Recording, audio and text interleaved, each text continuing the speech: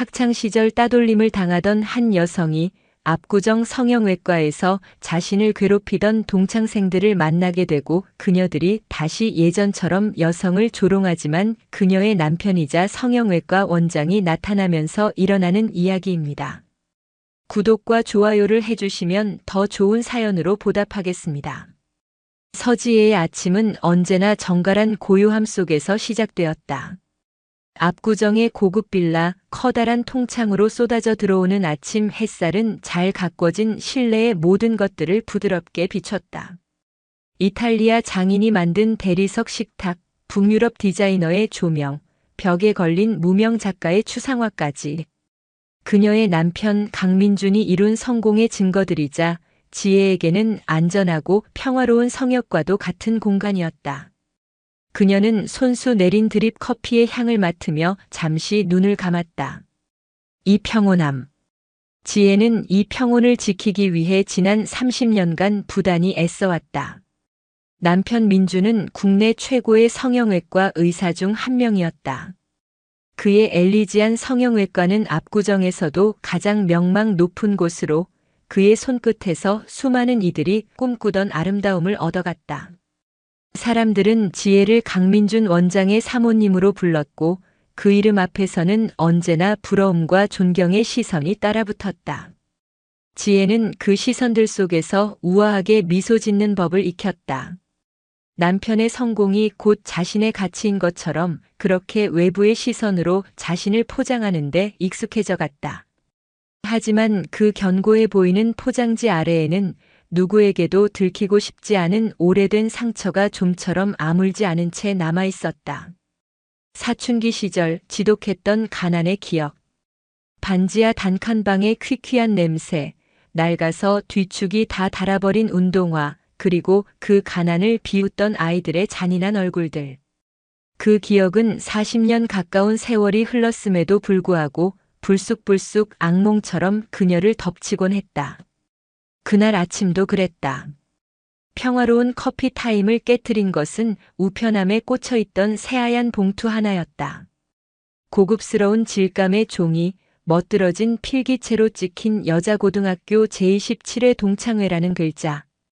지혜의 심장이 쿵 하고 바닥으로 떨어지는 것 같았다. 봉투를 든 손끝이 미세하게 떨려왔다. 동창회. 그녀에게 그 단어는 따뜻한 추억이 아닌 지워버리고 싶은 모욕과 상처의 동의어였다. 봉투를 열자 화려한 디자인의 초대장이 모습을 드러냈다. 보고 싶은 친구들아, 어느덧 우리도 50대의 끝자락에 섰구나. 찬란했던 학창시절을 추억하며 따위의 상투적인 문구들이 눈에 들어왔지만 지혜의 시선은 한 곳에 고정되었다. 동창회 준비위원장 오유진. 그리고 총무 김나영. 오유진. 이름만 들어도 목 뒤가 뻣뻣해지는 기분이었다. 학창시절 반짝이는 구두와 명품 가방으로 아이들의 선망을 한몸에 받았던 아이. 그리고 그 선망을 자양분 삼아 가난하고 약한 친구들을 아무렇지 않게 짓밟았던 아이. 서지혜는 그녀의 가장 손쉬운 먹잇감이었다. 쟤 아직도 저 운동화 신네. 발가락이 불쌍하다. 서지혜네 집 반지하라며? 비 오면 집에서 수영해도 되겠네.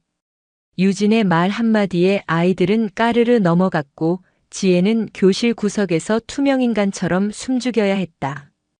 김나영은 그런 오유진의 곁을 그림자처럼 따라다니던 아이였다. 유진의 말에 가장 크게 웃었고 유진이 던지는 농담에 가장 열심히 박수를 쳤다. 유진이 지혜의 낡은 가방을 발로 툭 차면 나영은 어머, 실수라며 호들갑을 떨며 낄낄거렸다. 그들의 조롱과 경멸은 지혜의 자존감을 갈기갈기 찢어놓았다. 초대장을 든 채 거실에 멍하니 서 있는 지혜의 등 뒤로 출근 준비를 마친 민준이 다가와 그녀를 부드럽게 안았다. 무슨 편지길래 그렇게 너클 놓고 있어? 아, 그냥 동창회 초대장이에요. 지혜는 애써 아무렇지 않은 척하며 초대장을 식탁 위에 내려놓았다. 민주는 초대장을 집어들고 흥미롭다는 듯 읽어내려갔다. 동창회? 잘 됐네. 당신 친구들 만나는 거 좋아하잖아. 이번 기회에 가서 얼굴도 좀 비추고 그래. 지혜는 차마 대답을 할 수 없었다. 친구. 그들에게 나는 과연 친구였을까?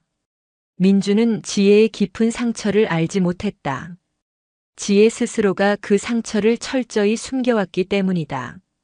성공한 의사의 아내로서 그의 명성에 흠집을 내고 싶지 않았다. 자신의 초라했던 과거가 남편의 눈부신 현재의 그림자를 드리우게 하고 싶지 않았다.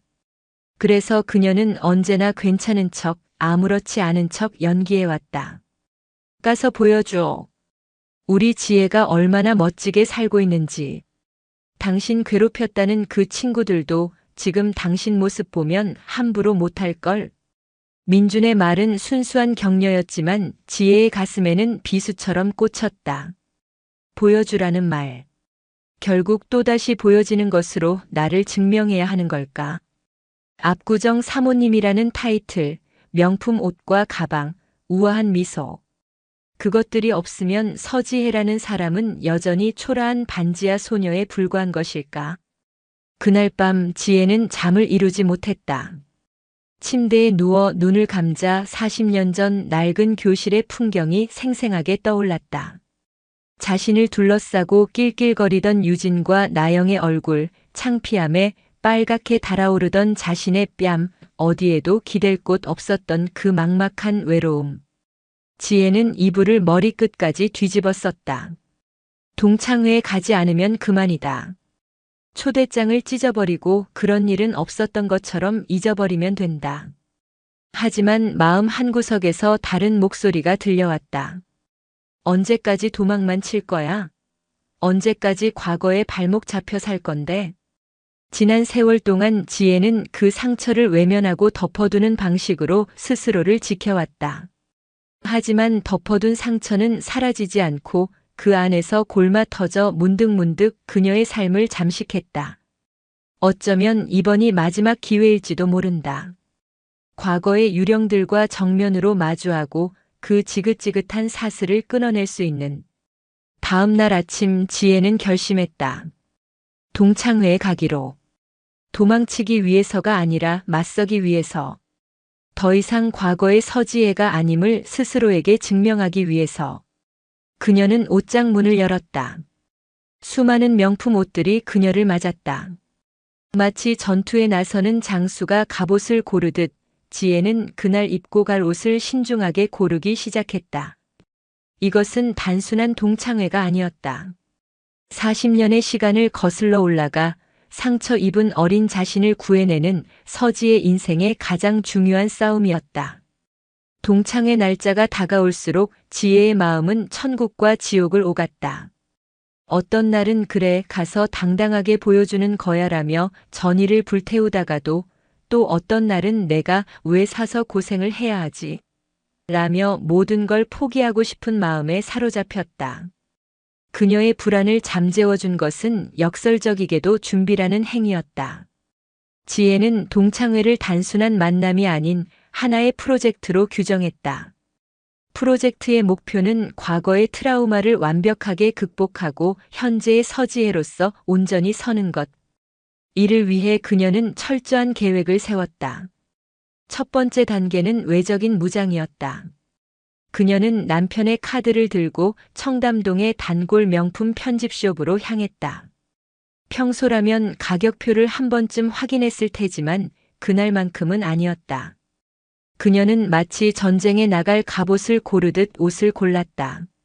최신상 샤넬 트위드 재킷, 몸의 곡선을 우아하게 드러내는 에르메스 실크 블라우스, 그리고 날렵한 라인이 돋보이는 마놀로 블라닉 스틸레토 힐까지.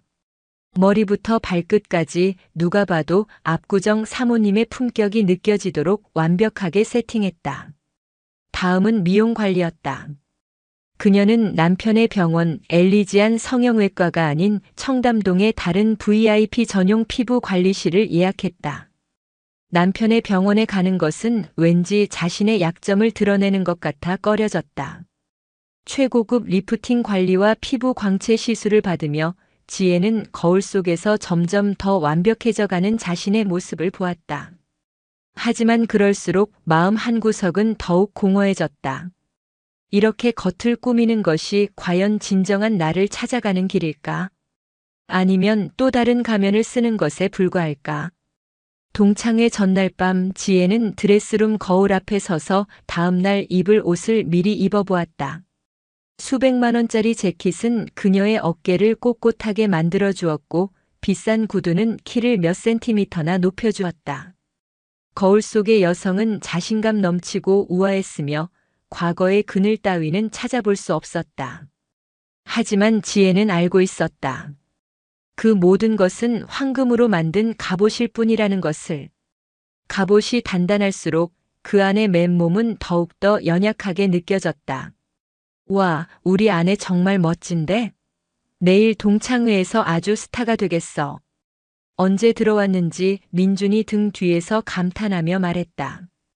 그럴까요? 지혜는 힘없이 웃었다. 당연하지. 그렇게 완벽하게 하고 가는데 누가 당신을 함부로 보겠어. 걱정 말고 재밌게 놀다 와. 민준의 격려에도 지혜의 마음은 무거웠다. 그는 여전히 지혜가 입은 갑옷만을 보고 있었다. 그 갑옷 안에서 떨고 있는 진짜 자신을 보지 못했다. 아니, 볼 수 없었다. 지혜 스스로가 한 번도 보여준 적이 없었으니까. 마침내 동창회 당일. 약속 장소는 압구정 로데오 거리에 위치한 최고급 이탈리안 레스토랑이었다. 입구에서부터 화려한 샹들리에와 대리석 바닥이 손님을 압도했다. 지혜는 약속 시간보다 일부러 10분 정도 늦게 도착했다. 모두가 모인 자리에 가장 마지막에 가장 화려하게 등장하는 것. 그것이 그녀가 계획한 등장 시나리오였다. 레스토랑의 프라이빗 룸 문을 열자 와인잔을 부딪히는 소리와 함께 수십 명의 익숙하면서도 낯선 얼굴들이 지혜를 향해 고개를 돌렸다. 순간 모든 소음이 멎는 듯 했다. 사람들의 시선이 일제히 그녀에게로 쏠렸다. 감탄, 질투, 호기심 그리고 경계.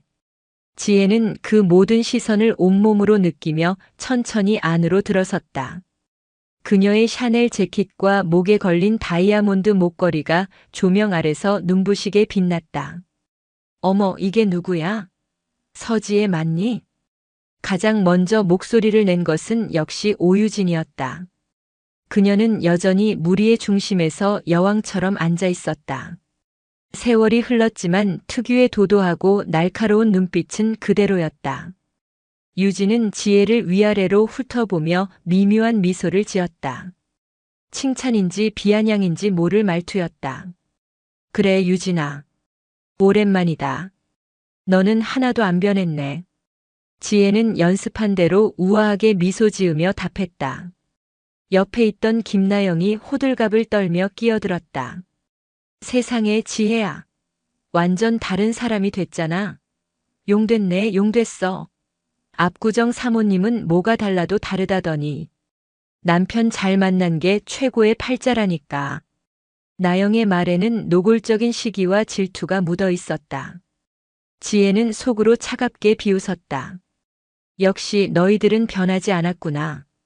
지혜는 빈자리에 앉아 주변을 둘러보았다.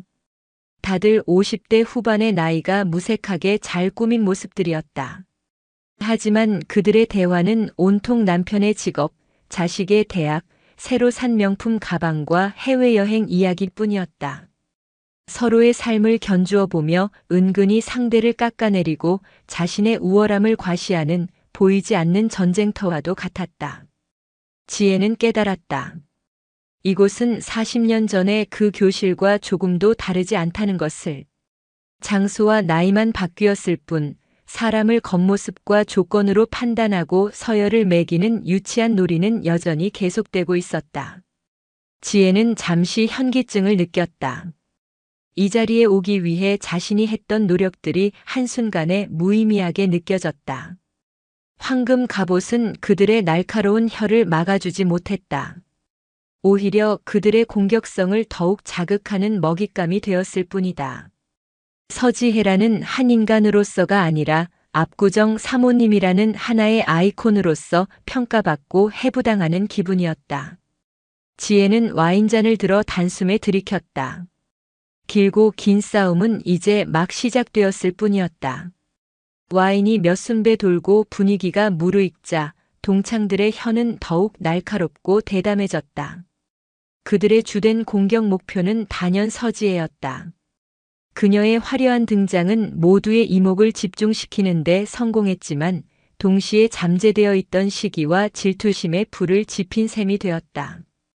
지혜야, 근데 남편이 그렇게 잘 나가는 성형외과 원장이라며?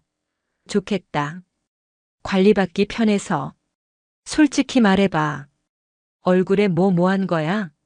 우리한테만 살짝 알려줘봐. 김나영이 얄미운 표정으로 지혜의 얼굴을 빤히 뜯어보며 물었다. 주변의 몇몇 동창들도 호기심 가득한 눈빛으로 귀를 쫑긋 세웠다. 마치 값비싼 상품의 성분 분석표를 요구하는 듯한 무례한 질문이었다. 지혜는 순간 얼굴이 굳었지만 이내 평정을 되찾고 부드럽게 받아넘겼다. 나이가 드니 관리가 필요하긴 하더라. 너도 여전히 예쁜 걸 보니 관리 잘하나 보네. 애매한 대답으로 상황을 넘기려 했지만 오유진이 놓칠 리 없었다. 에이, 뭘 그렇게 빼. 남편이 의사인데. 우리 지혜 학창시절 생각하면 정말 환골탈태했지. 그때는 뭐랄까 좀 어두웠잖아. 옷도 그렇고 표정도 그렇고. 오유진은 어두웠다는 말에 힘을 주며 지혜의 아픈 과거를 콕 집어냈다. 가난해서 초라했다는 말을 교묘하게 돌려서 표현한 것이었다. 좌중에는 순간 어색한 침묵이 흘렀다. 몇몇은 불편한 듯 시선을 피했고 몇몇은 재미있는 구경거리라도 난 듯 흥미진진한 표정을 지었다. 지혜의 가슴 속에서 무언가 쿵 하고 내려앉았다. 아무리 비싼 옷을 입고 아무리 우아한 미소를 지어도 이들은 40년 전의 서지혜를 잊지 않고 있었다. 아니, 잊지 않으려고 애쓰고 있었다. 현재의 빛나는 서지혜를 인정하는 순간 자신들의 위치가 초라해진다고 느끼기 때문일 것이다. 그들은 지혜를 과거의 프레임에 가둬놓음으로써 자신들의 우월감을 유지하고 싶어 했다. 김나영이 오유진의 말에 신이 나서 거들었다. 맞아. 내가 기억하기론 지혜, 그때 도시락도 맨날 김치랑 밥만 싸우고 그랬잖아. 소풍 갈 때도 김밥 한 번 못 싸우고. 그거 생각하면 지금은 정말 인생 역전이지. 남편 하나는 정말 잘 만났어. 지혜 능력은 아니고. 그 말은 결정타였다. 지혜의 모든 노력과 현재의 삶이 오직 남편 잘 만난 운으로 폄하되는 순간이었다. 지혜의 머릿속에서 무언가 툭 하고 끊어지는 소리가 났다. 더 이상 참을 수 없었다. 더 이상 이들의 유치한 서열 놀이에 장단 맞춰줄 이유가 없었다. 지혜는 들고 있던 와인잔을 탁 소리가 나게 테이블 위에 내려놓았다. 갑작스러운 소리에 모두의 시선이 다시 그녀에게로 집중되었다. 지혜는 이전과는 다른 차갑고 단단한 눈빛으로 오유진과 김나영을 정면으로 응시했다. 그래, 나영아. 내 말 맞아. 우리 집 그때 정말 가난했어. 도시락 반찬도 늘 김치 하나가 전부였고 소풍 때 김밥 한 번 싸가 본 적 없어. 낡은 운동화가 창피해서 고개 숙이고 다녔던 것도 맞아. 지혜의 예기치 못한 자기 고백에 장내는 물을 끼얹은 듯 조용해졌다. 오유진과 김나영도 당황한 기색이 역력했다. 지혜는 말을 이었다. 목소리는 떨리지 않았다. 오히려 얼음처럼 차갑고 명료했다. 그런데 유진아, 나영아. 너희는 40년이 지난 지금까지도 사람을 그런 걸로 판단하는구나. 누가 어떤 옷을 입는지, 도시락 반찬이 뭔지, 아버지가 뭘 하시는지 그게 그렇게 중요하니?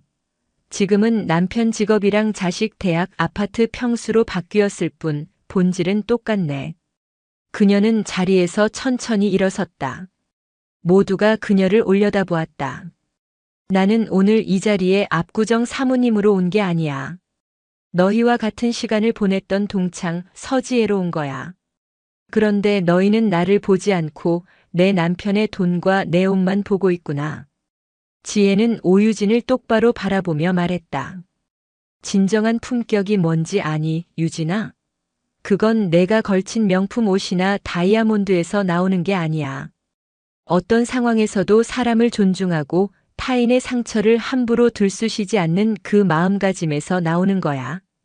그런 의미에서 보면 오늘 이 자리에서 가장 초라하고 가난한 건 바로 너희들 같아. 마지막 말을 남기고 지혜는 뒤도 돌아보지 않고 룸을 걸어 나왔다. 등 뒤로 느껴지는 수십 개의 시선이 더 이상 두렵지 않았다. 레스토랑을 빠져나와 차가운 밤 공기를 마시는 순간 지혜는 눈물이 핑 도는 것을 느꼈다. 하지만 그 눈물은 슬픔이나 분노의 눈물이 아니었다. 40년 묵은 체증이 한꺼번에 내려가는 듯한 후련함, 그리고 스스로의 힘으로 일어섰다는 안도감의 눈물이었다. 집으로 돌아오는 내내 지혜는 텅 빈 조수석을 보며 생각에 잠겼다. 오늘 그녀는 값비싼 황금 갑옷을 입고 전쟁터에 나갔다. 그리고 그 갑옷이 아무 소용없다는 것을 깨달은 순간 스스로 갑옷을 벗어던지고 맨몸으로 맞섰다. 결과는 상상 이상이었다. 그녀는 이겼다. 오유진과 김나영에게 이긴 것이 아니었다. 과거의 상처에 얽매여 있던 자기 자신에게서 이긴 것이다. 집에 도착했을 때 민주는 아직 돌아오지 않았다. 지혜는 현관에 들어서자마자 불편했던 스틸레토 힐을 벗어 던지고 몸을 조이던 트위드 재킷도 소파 위에 아무렇게나 던져두었다. 그리고 거실 한가운데에 한참을 서 있었다. 그 순간 그녀는 깨달았다. 진정한 치유는 과거를 잊거나 덮는 것이 아니라 그것을 온전히 직면하고 현재의 일부로 끌어안는 것에서 시작된다는 것을. 그리고 진정한 품격은 외부의 조건이 아닌 결코 흔들리지 않는 내면의 단단함에서 비롯된다는 것을. 아직 가야 할 길이 멀었지만 지혜는 비로소 그 길의 첫걸음을 떼었다는 것을 직감했다. 그녀의 마음속에서 오랫동안 그녀를 괴롭혀왔던 상처의 균열 사이로 작지만 단단한 희망의 싹이 돋아나고 있었다. 동창회의 소란을 뒤로하고 집으로 돌아온 서지혜는 한동안 거실 한가운데에 우두커니 서 있었다. 화려했지만 갑옷처럼 몸을 옥죄던 샤넬 재킷은 소파 위에 힘없이 던져져 있었고 발을 고문하던 마놀로 블라닉 구두는 현관에서 제멋대로 뒹굴었다. 화려한 포장을 벗어던진 그녀의 맨몸은 지쳐 있었지만 이상하게도 마음은 깃털처럼 가벼웠다. 40년간 그녀의 발목을 잡고 있던 무거운 족쇄 하나가 풀려나간 기분이었다. 그녀는 샤워를 하고 편안한 라운지 웨어로 갈아입었다. 따뜻한 물줄기 아래에서 오늘의 일들을 되짚어 보았다. 오유진과 김나영의 날카로운 말들, 그것에 맞서던 자신의 목소리, 그리고 마지막으로 문을 박차고 나올 때 등 뒤에 꽂히던 수십 개의 시선까지. 모든 것이 한편의 격렬한 연극처럼 느껴졌다. 후회는 없었다. 오히려 더 일찍 이렇게 하지 못했던 과거의 자신이 안쓰러울 따름이었다. 얼마나 지났을까? 도어록 해제되는 소리와 함께 남편 강민준이 들어왔다. 그는 피곤한 기색이 역력했지만 소파에 앉아있는 지혜를 보자 다정하게 웃으며 다가왔다. 오늘 동창회 재밌었어? 우리 아내 오랜만에 친구들 만나서 스트레스 좀 풀었나? 민주는 평소와 다름없는 따뜻한 목소리로 물었다. 그는 지혜가 당연히 화려한 모습으로 동창들의 부러움을 한몸에 받고 기분 좋게 돌아왔으리라 짐작하는 듯 했다. 그 순진한 믿음 앞에서 지혜는 늘 그랬듯 그럭저럭 괜찮았어요 라고 웃으며 넘길 수도 있었다. 하지만 오늘은 그러고 싶지 않았다. 이 가면을, 이 연극을 끝내고 싶었다. 지혜는 민준의 손을 잡고 자신의 옆자리에 앉혔다. 그리고 처음으로 아주 오랜 시간 동안 망설여왔던 이야기를 꺼내기 시작했다. 민준 씨, 나 오늘 사실 하나도 즐겁지 않았어요. 응? 왜? 무슨 일 있었어? 민준의 얼굴에 의아함이 스쳤다. 오늘 동창회에서 오유진이랑 김나영을 만났어요.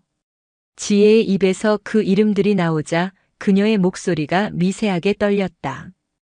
그 애들 여전하더군요. 내가 어떤 옷을 입고 남편이 누군지를 가지고 나를 평가하고 내 과거를 들먹이면서 나를 깎아내렸어요. 학창 시절에 그랬던 것처럼. 지혜는 동창회에서 오갔던 대화들을 최대한 담담하게 하지만 구체적으로 민준에게 전했다. 환골탈태했다는 비아냥, 남편 잘 만난 운이라는 폄하, 그리고 도시락 반찬까지 거론하며 자신의 가난을 조롱했던 그 순간들을. 이야기를 하는 동안 억눌렀던 감정이 북받쳐 올라 지혜의 눈시울이 뜨거워졌다. 민준의 표정은 시간이 흐를수록 굳어갔다. 아내의 농담 섞인 푸념 정도로 생각했던 이야기는 그가 상상했던 것보다 훨씬 더 깊고 잔인한 상처의 기록이었다. 그는 아내의 창백한 얼굴과 떨리는 목소리에서 그녀가 지난 수십 년간 홀로 감내해야 했을 고통의 무게를 어렴풋이 짐작할 수 있었다. 지혜야. 민주는 말을 잇지 못하고 지혜의 손을 꽉 잡았다. 그는 처음으로 깨달았다. 자신이 아내에 대해 얼마나 무지했는지를. 그녀의 우아한 미소 뒤에 그런 깊은 슬픔이 숨겨져 있을 거라고는 한 번도 상상하지 못했다. 그저 성공한 남편을 둔 덕에 행복하고 만족스러운 삶을 살고 있을 거라고 안일하게 생각해왔던 스스로가 부끄러워졌다. 미안해, 여보. 내가 너무 몰랐어. 당신이 그런 상처를 가지고 있었는지도 모르고 가서 자랑하고 오라는 멍청한 소리나 하고 있었으니. 민준의 진심 어린 사과에 지혜는 끝내 참았던 눈물을 터뜨렸다. 그것은 서러움의 눈물인 동시에 깊은 위로에서 비롯된 안도의 눈물이었다. 40년 만에 처음으로 자신의 상처를 누군가에게 온전히 드러내고 공감받는 순간이었다. 민주는 우는 아내를 말없이 끌어안아 주었다. 그의 품은 지혜가 살던 압구정 빌라나 그녀가 걸쳤던 명품 옷보다 훨씬 더 안전하고 따뜻한 성역처럼 느껴졌다. 그 자식들 내가 가만 안 둬. 어떻게 사람한테. 분노로 들끓는 민준을 보며 지혜는 오히려 희미하게 웃었다. 괜찮아요. 이젠 정말 괜찮아요. 오늘 내가 그 애들한테 할 말 다 하고 나왔거든요. 당신이 사준 비싼 옷 때문이 아니라 내 힘으로요. 지혜는 민준의 품에 안겨 처음으로 자신의 승리가 얼마나 값진 것이었는지를 실감했다. 그녀가 원했던 것은 복수가 아니었다. 그저 자신의 아픔을 정당하게 인정받고 한 인간으로서 존중받는 것, 그것뿐이었다. 그리고 오늘 밤 남편의 따뜻한 눈빛과 품 안에서 그녀는 그 모든 것을 얻었다. 그날 밤 부부는 아주 오랫동안 이야기를 나눴다. 지혜는 잊고 싶었던 과거의 조각들을 하나씩 꺼내 보였고 민주는 묵묵히 그 조각들을 함께 맞춰주었다. 두 사람 사이를 가로막고 있던 얇고 투명한 벽이 완전히 허물어지는 밤이었다. 폭풍 같았던 동창회는 끝났지만 그 폭풍은 오히려 두 사람의 관계를 더욱 단단하게 만드는 계기가 되었다.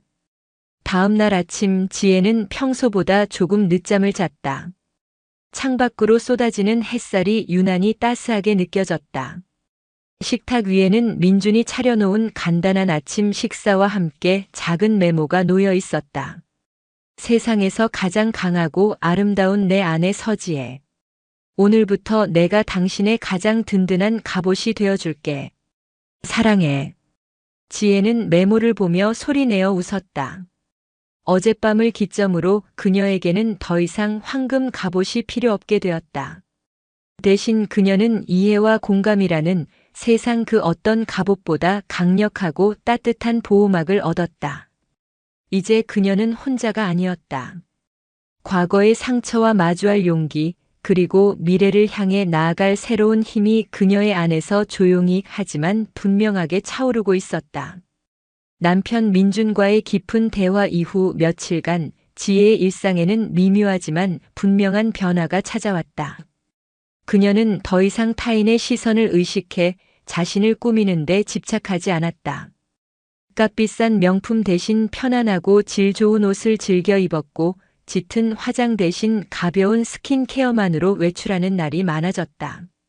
내면의 단단함이 채워지자 겉모습으로 자신을 증명해야 할 필요성이 사라진 것이다. 그러던 어느 날 오후였다. 민준에게서 다급한 목소리로 전화가 걸려왔다. 여보, 미안한데 부탁 하나만 할게. 내일 오전에 중요한 학회 발표가 있는데 서재 책상 위에 올려둔 파란색 USB를 깜빡하고 그냥 나왔어. 병원으로 좀 가져다 줄 수 있을까? 어머, 알았어요. 지금 바로 갈게요. 지혜는 망설임 없이 대답했다. 예전 같았으면 남편의 병원에 가는 것을 꺼렸을 것이다. 사모님이라는 타이틀이 부담스럽기도 했고 왠지 모르게 자신의 영역이 아닌 곳처럼 느껴졌기 때문이다. 하지만 이제는 달랐다. 그곳은 더 이상 과시와 성공의 상징이 아닌 사랑하는 남편의 땀과 노력이 깃든 소중한 일터였다. 지혜는 편안한 면바지에 캐시미어 니트를 걸치고 집을 나섰다. 화장기 없는 얼굴이었지만 표정은 그 어느 때보다 편안하고 자신감이 넘쳤다. 차를 몰아 도착한 엘리지안 성형외과는 평일 오후임에도 불구하고 최고급 외제차들로 주차장이 가득 차 있었다. 병원 안으로 들어서자 은은한 아로마 향과 고급스러운 인테리어가 그녀를 맞았다. 모든 것이 완벽하게 통제되고 정돈된 공간. 아름다움을 갈망하는 인간의 욕망이 가장 세련된 방식으로 전시된 곳이었다. 어떻게 오셨습니까, 고객님? 인포데스크의 직원이 상냥하게 물었다. 강민준 원장님 뵈러 왔는데요. 서류 좀 전해주러요. 아, 사모님이셨군요. 잠시만요. 원장님께 바로 연결해드리겠습니다. 직원의 태도는 극진했다. 지혜는 잠시 VIP 고객 라운지에서 기다려달라는 안내를 받았다. 최고급 가죽 소파와 그림 같은 통창이 인상적인 공간이었다. 지혜가 소파에 앉아 잠시 숨을 고르던 그때 라운지 문이 열리며 익숙한 목소리가 들려왔다. 아유, 글쎄 내 말이. 요즘 애들은 기본이 안 되어 있다니까. 의사면 의사답게 환자한테 집중을 해야지. 우리 선우는 너무 착해 빠져서 탈이야. 목소리의 주인공은 오유진이었다. 그녀는 김나영과 함께 라운지로 들어서고 있었다. 동창회 때의 그 화려하고 도도한 모습 그대로였다. 지혜를 발견한 두 사람의 얼굴에 놀라움과 당혹감, 그리고 이내 노골적인 경멸감이 스쳐 지나갔다. 어머, 이게 누구야? 서지혜 아니니? 김나영이 과장된 목소리로 외쳤다. 그녀는 지혜의 편안한 옷차림과 화장기 없는 얼굴을 위아래로 훑어보며 비웃음을 참지 못하는 표정이었다. 웬일이야 여긴? 동창회 때 그렇게 잘난 척하더니 결국 너도 여기 와서 얼굴에 손 좀 대려고? 그치만 어떡하니? 여긴 아무나 오는 데가 아닌데. 상담비도 엄청 비싸다고. 오유진은 팔짱을 낀 채 한 수 위라는 듯 여유로운 미소를 지으며 말했다. 나영아, 뭘 그렇게 쏘아붙여. 지혜도 오죽하면 왔겠니? 남편 돈이 자기 돈인데 이럴 때 써야지 언제 쓰겠어. 그래도 지혜야, 이런 데 올 때는 옷이라도 좀 신경 써서 입고 오지 그랬니? 여긴 다들 보는 눈이 있는데. 그들의 말은 지혜의 심장을 향한 예리한 칼날과도 같았다. 하지만 이번에는 달랐다. 동창회 때와는 비교할 수 없을 만큼 지혜의 마음은 단단해져 있었다. 그녀는 더 이상 그들의 말에 상처받거나 위축되지 않았다. 오히려 그들의 유치한 공격이 안쓰럽게 느껴질 정도였다. 지혜는 자리에서 일어나지 않은 채 소파에 편안히 기댄 자세로 나지막이 입을 열었다. 너희야말로 여긴 어쩐 일이야? 유진이 너는 아들 병원 순찰이라도 나왔니? 그리고 나영이 넌 지난번에 맞았던 보톡스 효과가 벌써 떨어졌나 보구나. 지혜의 차분하면서도 전곡을 찌르는 반격에 두 사람의 얼굴이 삽시간에 불그락푸르락해졌다. 특히 보톡스라는 말에 김나영은 화들짝 놀라며 주변을 두리번거렸다. 뭐라고? 내가 뭘 안다고 함부로 짓거려. 알지. 너희가 어떤 사람들인지. 그리고 너희가 왜 그렇게 남을 깎아내리지 못해 안달인지도. 지혜의 눈빛은 더 이상 그들을 두려워하지 않았다. 깊은 연민마저 담겨 있었다. 바로 그 순간이었다. 라운지 안쪽의 원장실 문이 활짝 열리며 하얀 의사 가운을 입은 강민준이 모습을 드러냈다. 그는 팽팽한 긴장감이 감도는 라운지 분위기와 아내의 얼굴, 그리고 그 앞에 서 있는 두 여자를 번갈아 보았다. 여보 왔어? 기다렸잖아. 그 USB요? 근데 무슨 일이야? 얼굴들이 왜 그래? 민준의 입에서 나온 여보라는 한마디. 그것은 마치 잘 짜인 연극의 클라이맥스를 알리는 종소리와도 같았다. 여보. 강민준의 입에서 나온 그 지극히 평범하고 일상적인 호칭은 엘리지안 성형외과 VIP 라운지의 화려한 공기를 순식간에 얼어붙게 만드는 주문과도 같았다. 오유진과 김나영의 얼굴은 마치 시간이 멈춘 조각상처럼 그대로 굳어버렸다.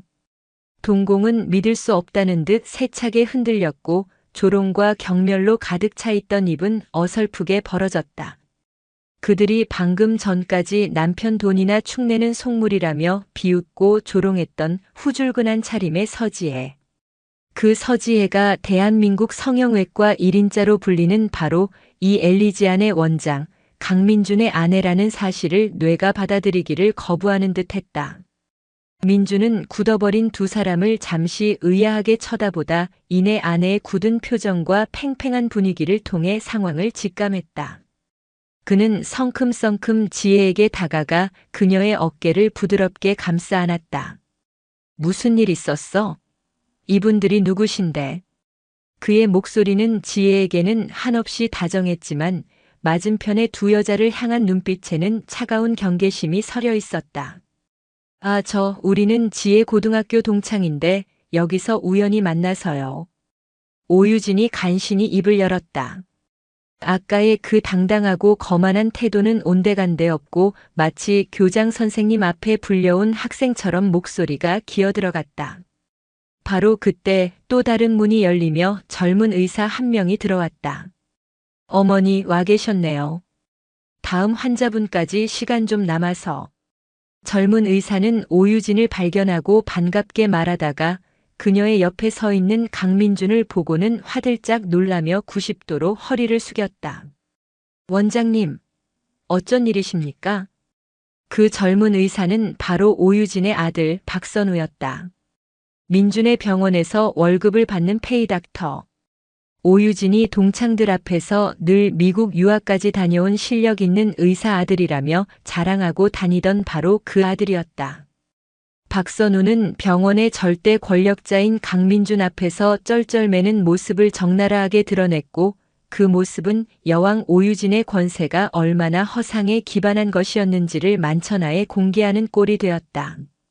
오유진의 얼굴은 이제 붉은 기를 넘어 하얗게 질려 있었다. 엎친 데 덮친 격으로 인포데스크의 직원이 태블릿 PC를 들고 김나영에게 다가왔다. 김나영 고객님 잠시만요. 지난번 보톡스 시술 받으신 거 3개월 할부 결제 마지막 달 미납건이 확인되어서요. 오늘 결제 가능하실까요?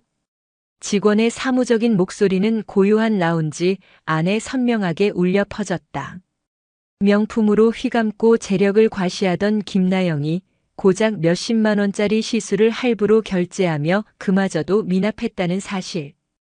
그녀의 마지막 자존심마저 산산조각 나는 순간이었다. 김나영은 얼굴을 가릴 수도 도망칠 수도 없는 그 상황에서 거의 울상이 되었다. 상황은 완전히 역전되었다. 아니, 제자리를 찾았다고 해야 옳을 것이다. 강민준은 이제 모든 상황을 파악했다. 며칠 전 아내에게 들었던 오유진과 김나영. 바로 그들이 지금 자신의 병원 한복판에서 자신의 아내에게 또다시 모욕감을 주려 했던 것이다. 그의 눈빛이 얼음장처럼 차가워졌다. 그는 먼저 아들 박선우를 향해 나지막하지만 단호한 목소리로 말했다. 박선우 선생. 자네 어머니가 내 아내에게 어떤 분이신지 알고 있나? 네. 원장님 사모님이셨습니까? 저는 전혀 몰랐겠지. 알았다면 자네 어머니가 감히 이런 무례를 범하지는 않았을 테니. 하지만 내가 오늘 본 것은 환자를 대하는 자네의 태도와도 무관하지 않아 보여. 자네에게는 실력보다 인성을 먼저 가르쳐야겠군. 오늘부로 자네는 정직 처분일세.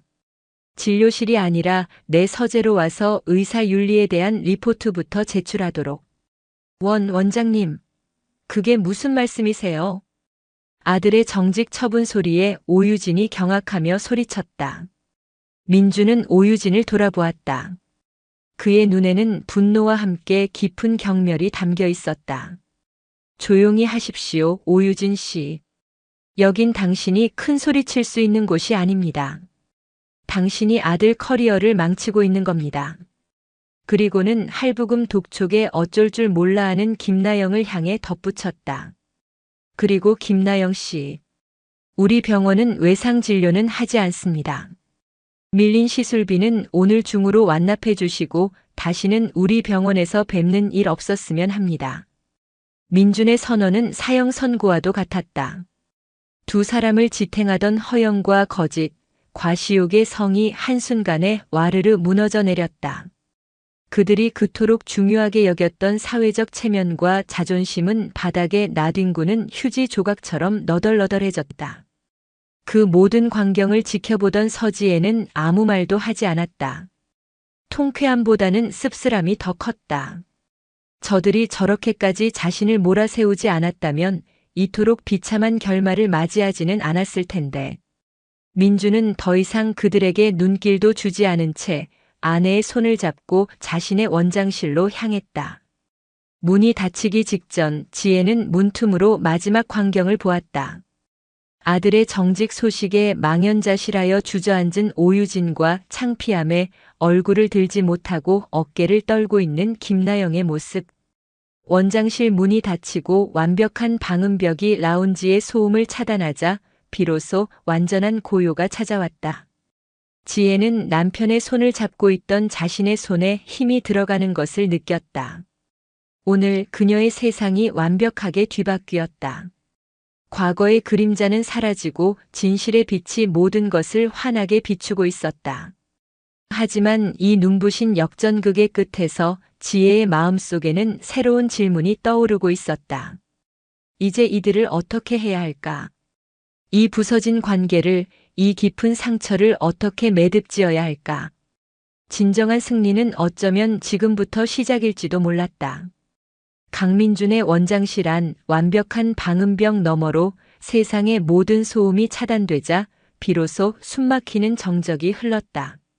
지혜는 남편이 건네준 따뜻한 차를 두 손으로 감싸 쥐었다. 찻잔의 온기가 떨리는 손끝으로 전해졌지만 마음속의 태풍은 쉽사리 잦아들지 않았다. 이제 정말 괜찮아? 민준이 걱정스러운 눈빛으로 물었다.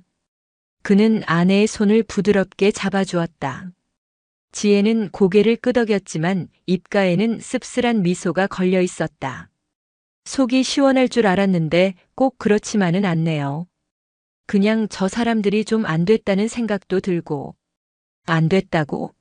당신한테 한 짓을 생각해. 그 사람들은 동정받을 자격 없어. 민준의 목소리에는 여전히 분노가 서려 있었다. 알아요. 하지만 그들의 전부라고 믿었던 거짓된 성이 무너지는 걸 보니 마음이 복잡해요. 평생 그렇게 남을 짓밟고 올라서야만 자신의 가치를 증명할 수 있다고 믿고 살아온 거잖아요. 어쩌면 그들이야말로 가장 불쌍하고 가난한 사람들일지도 모르죠. 지혜의 말에 민주는 잠시 아내를 바라보았다. 그녀는 단순히 승리에 도취한 것이 아니었다. 상대를 짓밟은 자의 통쾌함이 아닌 인간의 추악한 본성과 그 이면의 공허함까지 꿰뚫어 보고 있었다. 자신의 상처를 통해 타인의 고통을 이해하게 된 아내의 모습에 민주는 존경심마저 느꼈다. 그날 엘리지안 성형외과 VIP 라운지에서 벌어진 사건은 압구정 사교계의 일파만파로 퍼져나갔다. 소문은 날개를 단 듯 하루 만에 그들의 좁은 세상 구석구석으로 파고들었다. 동창회에서 서지혜에게 일격을 당했던 오유진과 김나영이 이번에는 그녀의 남편 앞에서 재차 굴욕을 당했다는 이야기는 온갖 살이부터 흥미로운 가십으로 소비되었다. 여왕으로 군림하던 오유진의 위신은 하루아침에 땅에 떨어졌다. 자랑하던 의사 아들은 원장 부인에게 무례를 범한 폐륜아로 낙인 찍혔고 정직 처분까지 받았다는 소문이 돌았다. 김나영은 보톡스 할부 미남녀라는 조롱 섞인 별명과 함께 사교계에서 자취를 감췄다. 그들이 그토록 지키려 했던 겉모습과 체면은 진실의 빛 앞에서 신기루처럼 사라져버렸다. 오유진은 며칠 동안 집 밖으로 나오지 못했다. 쏟아지는 동창들의 연락도 지인들의 위로를 가장한 호기심 어린 전화도 받지 않았다. 그녀를 가장 절망시킨 것은 아들 박선우의 냉담한 반응이었다. 어머니 때문에 제 의사 인생이 끝날 뻔했어요. 대체 왜 그러셨어요? 그분이 원장님 사모님인 줄은 꿈에도 몰랐다고요. 아들은 그녀에게 모든 책임을 돌리며 원망을 쏟아냈다. 평생 아들을 자신의 가장 큰 자랑이자 전리품으로 여겨왔던 오유진에게 아들의 비난은 그 어떤 비수보다 아프게 박혔다. 결국 오유진은 깨달았다. 이 상황을 수습할 수 있는 유일한 방법은 단 하나뿐이라는 것을. 무너진 자존심을 모두 내려놓고 그녀가 40년 동안 무시하고 짓밟아왔던 서지혜에게 용서를 구하는 것. 그것만이 아들의 미래를 그리고 자신의 마지막 남은 무언가를 지킬 수 있는 유일한 길이었다. 며칠 후 초인종 소리에 지혜가 현관문을 열었을 때 그 앞에는 오유진이 서 있었다. 동창회나 병원에서 봤던 화려한 모습은 온데간데 없었다. 화장기 없는 얼굴은 수척했고 값비싼 명품 옷 대신 어두운 색의 단정한 옷차림이었다. 마치 모든 무장을 해제당한 폐잔병의 모습이었다. 지혜야. 나 유진이야. 그녀의 목소리는 힘없이 갈라져 나왔다. 지혜는 말없이 그녀를 바라보았다. 무슨 말을 하러 왔을지 짐작이 갔지만 섣불리 안으로 들이고 싶지는 않았다. 무슨 일이야? 차가운 지혜의 물음에 유진의 어깨가 움츠러들었다. 그녀는 고개를 푹 숙인 채 입을 열었다. 미안해, 정말 미안하다. 내가 다 잘못했어. 사과의 말은 진심처럼 들렸지만 지혜의 마음은 쉽게 열리지 않았다. 저 사과가 과연 진심일까 아니면 위기에 몰린 아들을 구하기 위한 연기일까? 뭐가 미안한데? 병원에서 무례하게 굴었던 거? 아니면 동창회에서 내 과거를 들먹이며 조롱했던 거? 그것도 아니면 40년 전에 가난하다고 나를 괴롭혔던 거? 지혜의 날카로운 질문에 유진은 아무 대답도 하지 못했다. 그녀의 눈에서 후두둑 눈물이 떨어지기 시작했다. 한때 여왕처럼 군림했던 그녀가 지혜의 집 문 앞에서 초라하게 울고 있었다. 다 전부 다. 내가 어리석었고 못됐었어. 내가 잘 나가는 게 배 아프고 질투나서 그랬어. 학창 시절에도 그랬고 지금도 마찬가지야. 너를 깎아내려야만 내 자신이 괜찮은 사람처럼 느껴졌어. 정말 미안하다, 지혜야. 내 아들 우리 선우는 제발 용서해줘. 모든 게 내 잘못이야.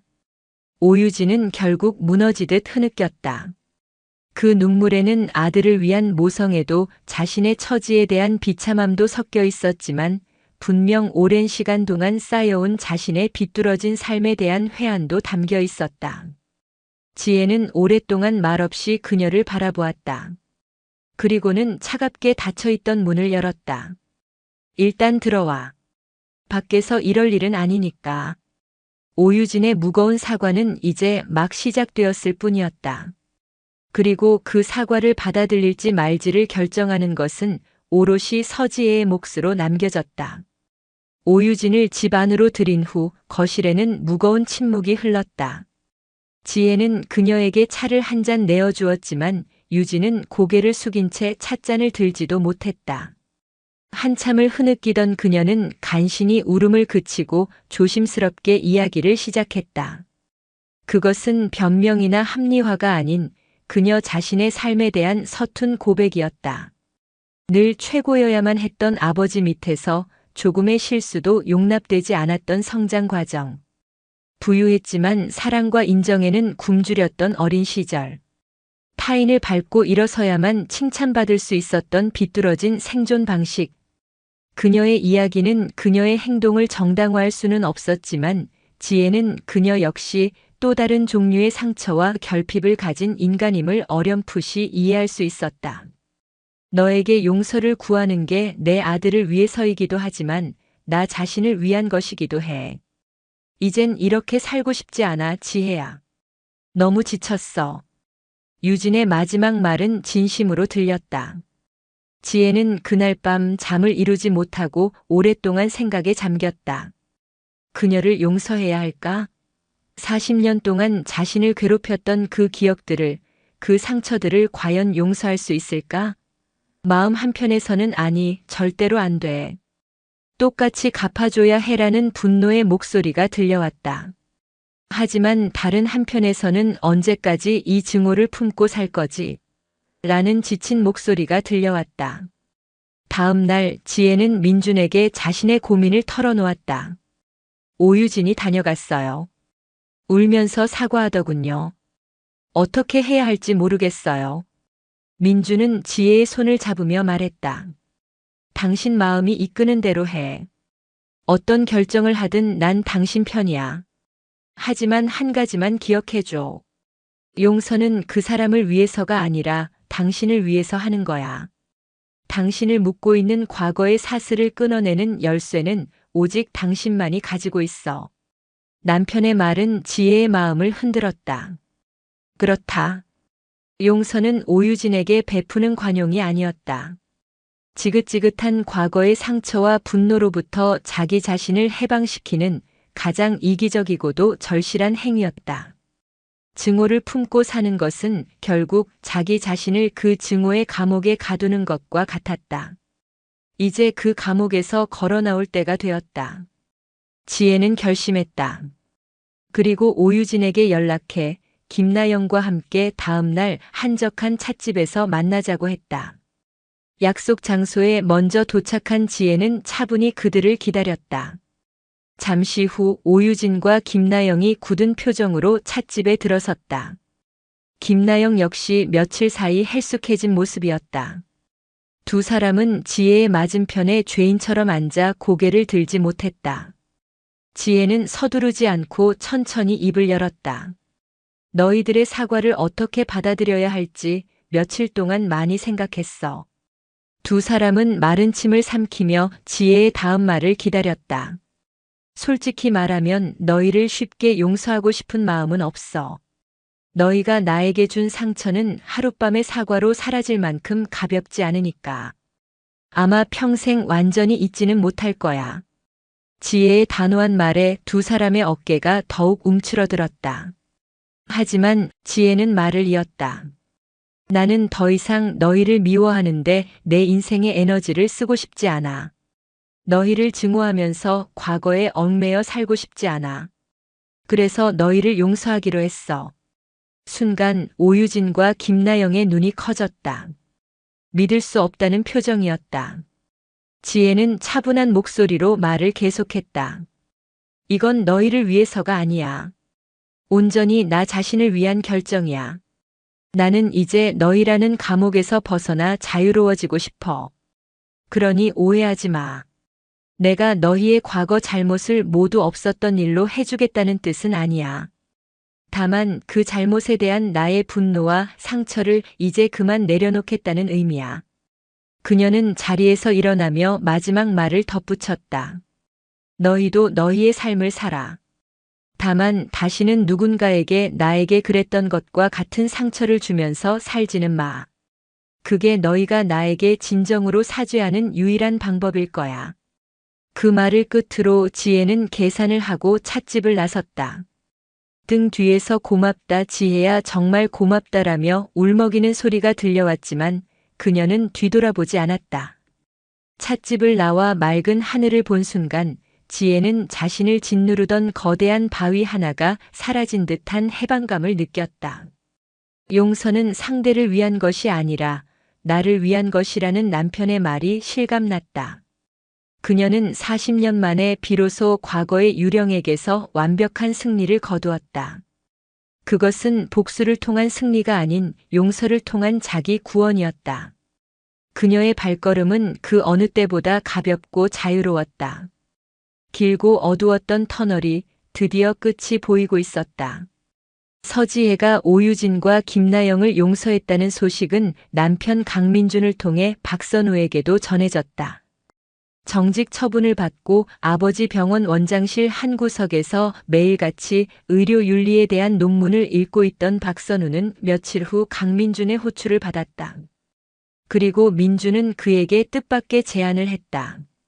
자네 어머니의 일은 자네가 직접 내 아내에게 사과하고 용서를 구하는 것으로 마무리 짓도록 하게. 진심으로 사과하고 내 아내가 자네를 용서한다면 정직을 풀고 다시 진료할 기회를 주겠네. 박선우에게는 선택의 여지가 없었다. 그는 무거운 마음으로 지혜에게 연락했고 며칠 후 지혜의 집 거실에서 그녀와 마주 앉게 되었다. 젊고 오만했던 의사는 완전히 다른 사람이 되어 있었다. 그는 깊이 고개를 숙이고 어머니의 잘못과 자신의 어리석음에 대해 진심으로 사과했다. 지혜는 그의 사과를 묵묵히 들은 후 조용히 입을 열었다. 박선우 선생, 당신은 사람의 얼굴을 아름답게 만드는 의사죠. 당신의 손끝에서 수많은 사람들이 자신감을 얻고 새로운 삶을 살게 될 거예요. 그건 정말 훌륭하고 가치 있는 일이에요. 감사합니다, 사모님. 하지만 한 가지만 기억해줬으면 해요. 지혜의 눈빛이 깊어졌다. 그녀는 자신의 경험에서 우러나온 진심 어린 조언을 건넸다. 사람의 얼굴에는 보이지 않는 상처가 더 많아요. 외모에 대한 콤플렉스, 타인의 시선에 대한 두려움, 낮은 자존감 같은 것들 말이에요. 그런 마음의 상처는 수술 칼로는 도려낼 수 없어요. 박선우는 고개를 들어 지혜를 바라보았다. 그녀의 목소리에는 어떤 꾸짖음도 원망도 없었다. 오직 따뜻하고 깊은 이해심만이 담겨 있었다. 당신을 찾아오는 환자들의 얼굴만 보지 말고 그 얼굴 뒤에 숨겨진 마음의 이야기에도 귀를 기울여 주세요. 그들이 정말로 원하는 것이 무엇인지, 그들을 아프게 하는 것이 무엇인지 들여다봐 주세요. 사람 얼굴만 고치는 의사 말고 마음의 상처도 어루만져주는 그런 의사가 되어주세요. 지혜의 마지막 말은 박선우의 가슴에 깊은 울림을 남겼다. 그는 지금까지 환자를 자신의 실력을 뽐내기 위한 수술 케이스로만 여겨왔던 스스로를 돌아보게 되었다. 환자의 불안과 두려움에 공감하기보다는 얼마나 완벽한 결과물을 만들어내느냐에만 집착했던 자신의 오만함이 부끄러워졌다. 그는 자리에서 일어나 다시 한번 깊이 고개를 숙였다. 새겨듣겠습니다, 사모님. 평생 잊지 않겠습니다. 박선우가 돌아간 후 지혜는 오랫동안 거실에 앉아 있었다. 그에게 건넸던 말이 계속해서 자신의 마음속을 맴돌았다. 마음의 상처를 어루만져주는 사람. 그 순간 지혜의 머릿속에 안개처럼 희미했던 무언가가 선명한 모양을 갖추기 시작했다. 그동안 그녀는 강민준의 아내, 압구정 사모님으로 살아왔다. 하지만 이제는 아니었다. 과거의 상처를 정면으로 마주하고 용서를 통해 그것을 극복해낸 지금 그녀는 온전한 서지혜로 다시 태어났다. 그리고 그녀가 겪었던 그 모든 아픔과 치유의 과정은 그녀만이 가질 수 있는 소중한 자산이 되어 있었다. 그날 저녁 지혜는 민준에게 자신의 생각을 털어놓았다. 여보, 나 하고 싶은 일이 생겼어요. 하고 싶은 일? 뭔데? 모든 말만 해. 민준은 아내의 반짝이는 눈을 보며 미소 지었다. 상담소 같은 걸 열고 싶어요. 심리 상담소요. 저처럼 과거의 마음 빚는 공간, 아름이라는 이름으로요. 외적인 아름다움을 만드는 엘리지안 옆에서 내적인 아름다움을 가꾸는 공간을 만들고 싶어요. 지혜의 목소리는 열정과 확신으로 가득 차 있었다. 그녀는 자신과 비슷한 상처를 가진 사람들, 외모지상주의 사회에서 고통받는 사람들, 자존감이 무너진 사람들의 이야기를 들어주고 그들의 마음을 보듬어주는 일을 하고 싶었다. 자신의 아픔이 누군가에게는 희망의 빛이 될 수 있음을 그녀는 이제 분명히 알게 된 것이다. 민주는 아내의 계획을 듣고 감격에 찬 얼굴로 그녀를 끌어안았다. 정말 멋진 생각이야, 지혜야. 당신이라면 분명 최고의 상담사가 될 거야. 내가 모든 걸 지원할게. 당신의 새로운 시작을 온 마음을 다해 응원할게. 남편의 전폭적인 지지 속에서 지혜는 새로운 꿈을 향한 첫걸음을 내디뎠다. 더 이상 과거의 피해자로 사는 것이 아니라 타인의 상처를 치유하는 힐러로서의 살. 그녀의 인생 이막이 가장 눈부신 방식으로 막을 올리고 있었다. 오늘도 요지경 사연을 잘 들어주셔서 감사합니다.